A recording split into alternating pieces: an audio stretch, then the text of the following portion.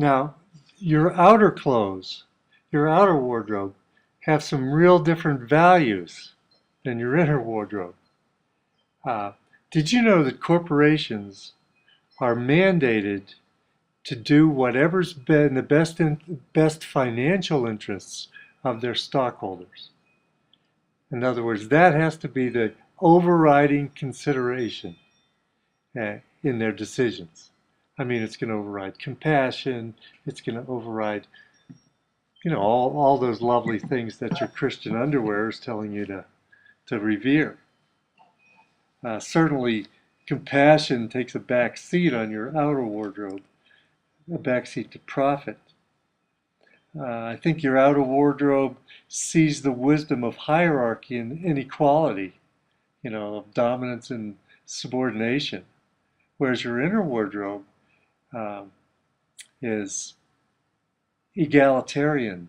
Everybody's the same, equal distribution of wealth, spread the wealth around. In a corporation, fear is a motivator.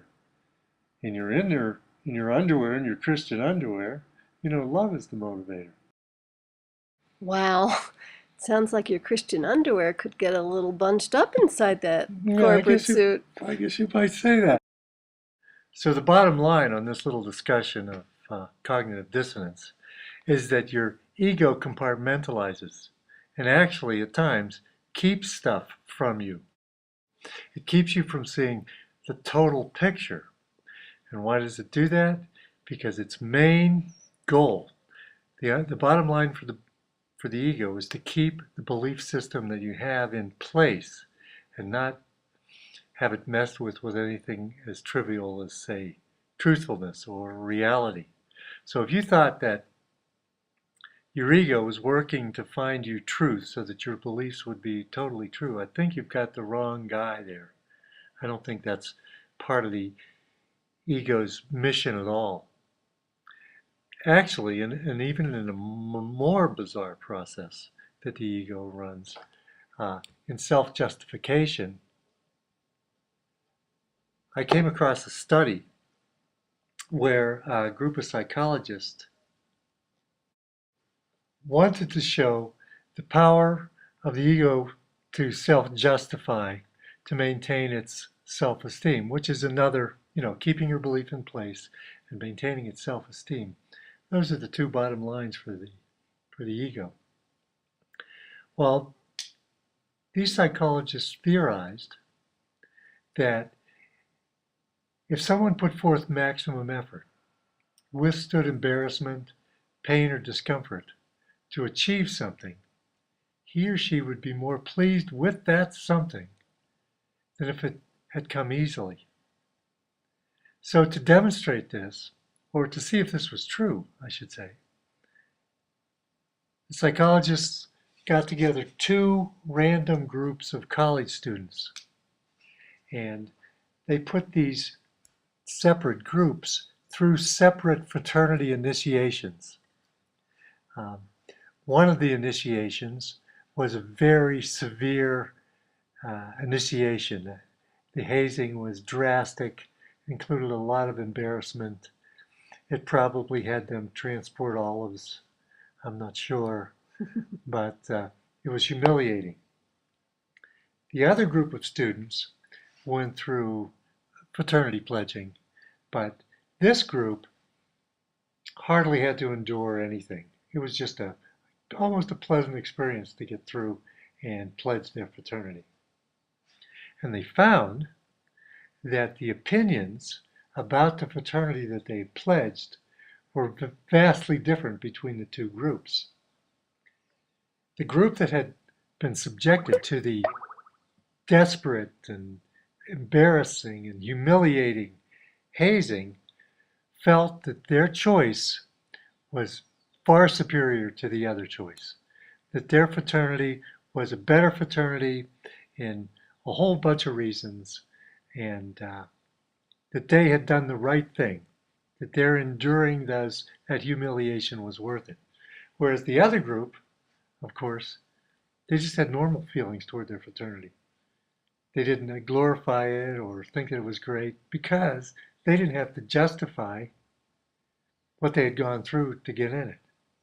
So that's just another example of the type of thing that the ego undertakes to maintain your belief system and maintain its self-esteem.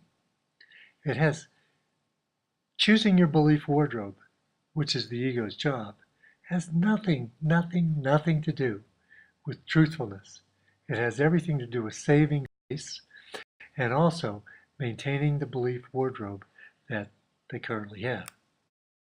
The self-justification automatic thing is so strong that it even supersedes taking care of yourself. It can lead you to death, to martyrdom. It reminds me of a tombstone that I heard of one time. And the tombstone reads, "I told you I was sick." That's an idea, that's an example of your ego justifying itself even after death. The ultimate self-justification. Self-justification automatically kicks in whenever you feel like you've done something wrong, made a little error, embarrassed yourself. It's almost impossible to keep this little thing from kicking in and explaining things away. The downside to this is your ego, yourself, never benefits from the error that you made because it's been immediately self-justified and washed away. I met a guy the other day, and he's my age, and he went to the Vietnam War, and he spent a year over there. Now, of course, when he left, he was really patriotic, and he really thought he was doing something for his country, and that this would be a wonderful thing to give back. I think a lot of people did at that time. So I went over there, and he soon discovered that the whole idea was to try to stay alive till his year of duty was up and could get back over here. That the efforts weren't doing anybody any good. They weren't helping the Vietnamese people. Matter of fact, they were massacring and making them ill, and certainly weren't doing any good for the soldiers. I think the whole thing was fought probably to do something with the U.S. economy. I'm not sure, but anyway, Dave comes back from his tour of duty, and he said he spent the next 5 years trying to figure out why he was there. You know, how does this fit into your life? I did it because I'm patriotic. Oh, I did it because I was young and that's what we do. I did it because... And he said he tortured himself for 5 years with different types of self-justification until he said, stop that. He stopped justifying it.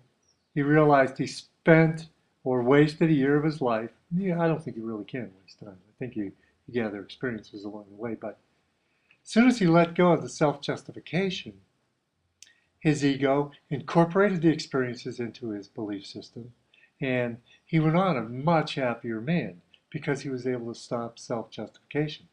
But I'll tell you what, it's almost impossible to stop, and it's so automatic. And it has nothing to do with your beliefs idea of searching out the truth and giving you a truthful belief wardrobe. Actually, these faux pas and errors are, some of the few things in life that we can really call our own. And making an error and not self-justifying I think, is a divine act, because you can actually look back and see what happened and see where you went wrong, and it's not someone else's fault. It's not you're not a victim of circumstances. It's a situation that was presented to you to learn from. It reminds me of an old joke that's really not funny but pretty profound about the knave finding a wise man and asking the wise man, what's the meaning of life? The typical thing. And the wise man replies, good judgment. And the knave retorts, and sire, what's the secret of good judgment? And the wise man says, bad judgment. But that only happens if you can keep yourself from self-justifying. if you can pull the ego out in time and just allow yourself to see the error, see the problem in real bold-faced reality, and then you can move forward. So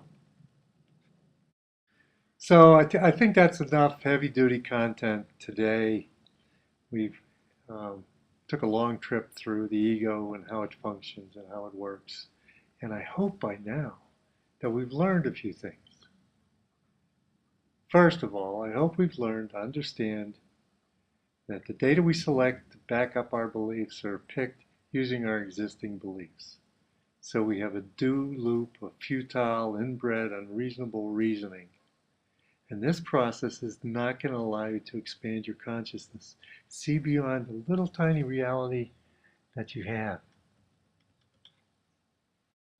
And that our further method for picking data is crippled by constant use of self-justification so that we can't see clearly what we've done. When we make a mistake or something goes wrong, we automatically kick into self-justification mode without really looking what's going on. Also, in the background, our ego is playing games like cognitive dissonance, where it holds several mutually exclusive conflicting beliefs and won't let you access them all at once. You have to keep them separately so that whatever belief that the ego has in place, whether it be illogical or logical, isn't interfered with by other realities that it might have picked up from just living. I think we've also talked about adopting major portions of a belief wardrobe, like an ism, like communism, capitalism, all these things. They're a complete wardrobe. It's almost like, remember we were talking about Christianity being a total, complete underwear? And I don't mean to demean Christianity by saying underwear. I mean, you can say it's a core belief. But when you adopt a religion or an ideology, or even go to work for a corporation, which is an ideology in motion, you adopt a whole bunch of beliefs that may conflict with other beliefs. And your ego has to struggle to keep some type of sanity, some type of platform from which you can operate. And this is just your internal mechanisms. This isn't talking, we haven't talked at all about forces that influence your beliefs that aren't on your side, like your education, like TV programming, and it's really programming, like... Well, the whole spectrum of media, from print media to what you see on screen, not to mention how we feel about our bodies and the healthcare system, the whole medical community. And authorities in those subjects telling you what to believe, that generally, actually in the United States, I know, aren't really in your best interest. Far from it. So I think the bottom line is, you've got to really hold your beliefs as simply beliefs. You have a little ego in there that's trying to keep your world perspective stable, but it has nothing to do with truthfulness or things that would be ultimately helpful to you. They're just your beliefs. You don't even know where they came from. Did this belief come from public school? Did it come from my parents? Did they give it to me before I was 3 years old? Did I see it in a movie? Did I see it in a movie? Am I predictively programmed to it? Have I been watching so much TV that I really have a hive mind? So all these mysteries are there, but I think if you just hold your beliefs lightly, have an open mind, and go forward with an open mind, you're going to be a lot better off. Well, that's all the time we have. So we'll say goodbye for now. Visit us at one of our blog spots, pineconeutopia.yolasite.com, transformationchronicles.yolasite.com, and pineconeutopia.blogspot.com.